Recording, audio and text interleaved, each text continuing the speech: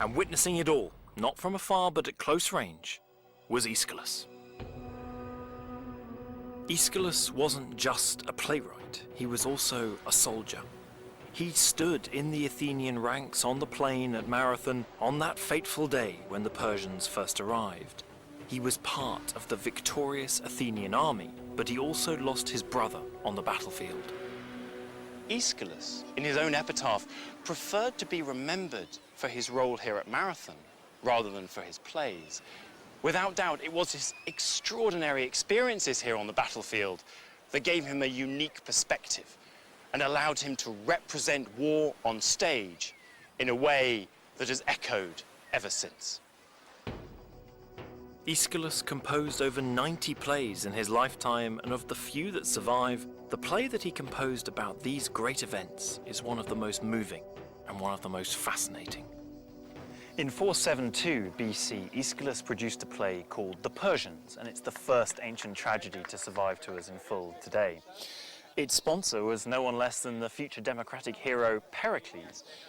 But what's really surprising about it is its subject matter, because it tells the story of how the Persians reacted to the news of their defeat at the Battle of Salamis, a battle that those in the audience had fought and won just 8 years before.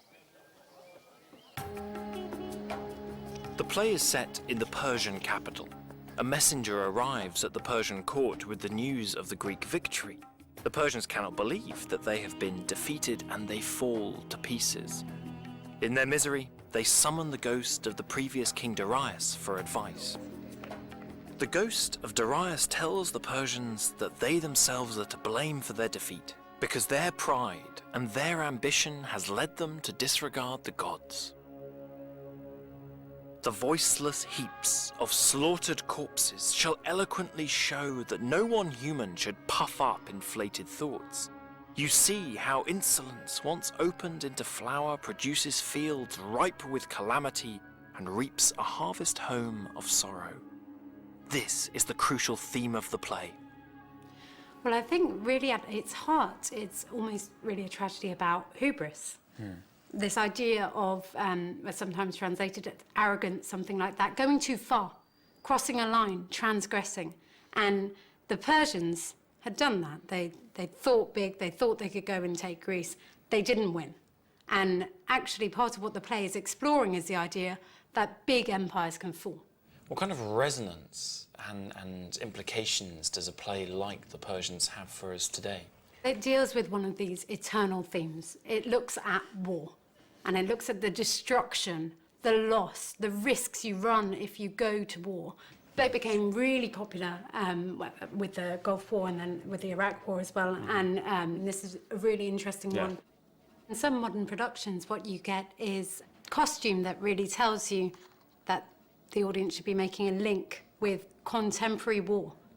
What point is Aeschylus making, do you think, with that? I mean, this is an amazingly difficult question to answer. You can't even imagine how this must have felt for the audience when they'd had their city sacked. They'd really come close to being completely occupied by Persia.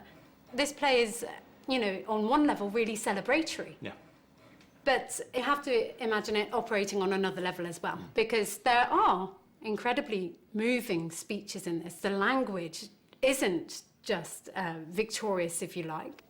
I think it tells us a lot about what tragedy is doing. It is complex, and it doesn't make it easy on the audience, and it's really asking the society to reflect.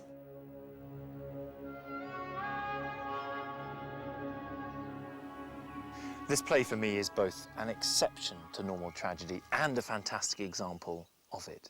It's an exception because, unlike most that focus on mythical stories, this focuses on real and recent history. But it's a fantastic example of what tragedy does, because it doesn't just allow the Athenians to gloat over their victory. Instead, it offers a warning. For the Persians, pride came before a fall.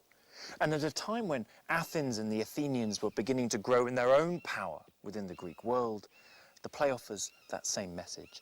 Be careful, or you too could end up just like the Persians.